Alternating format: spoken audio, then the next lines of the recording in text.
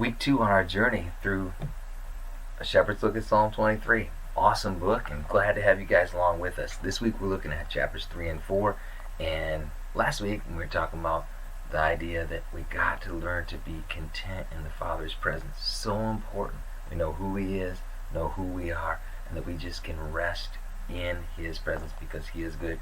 This week we say, not just about His presence, it's about His provision. And we're looking at those green pastures that we can lie in, or those still waters that we can get to and drink from. So good. And I really enjoy the picture, as Keller talked about, that sheep have some basic needs that have to be met before they can actually rest. And those things, they've got to get rid of fears, they've got to get rid of tension, they've got to get rid of aggravations, they've got to get rid of hunger. Saying, we all are going to face those things too.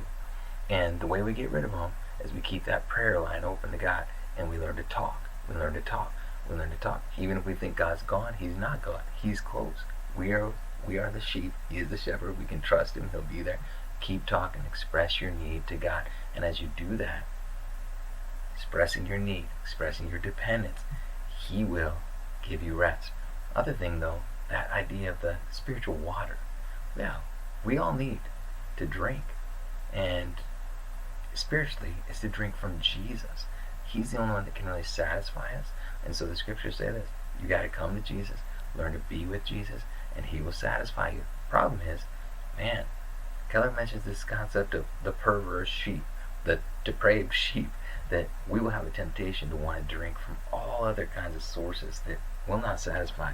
But we're all tempted to go there. And so we got to just be aware of that and say, somehow, God, I've got to remember I have a thirst, and it can only be met by You. And I've got to learn to believe that. And the idea of actually taking in the water was not just reading, getting more info. It was actually about believing what I'm reading, believing what the shepherd has said.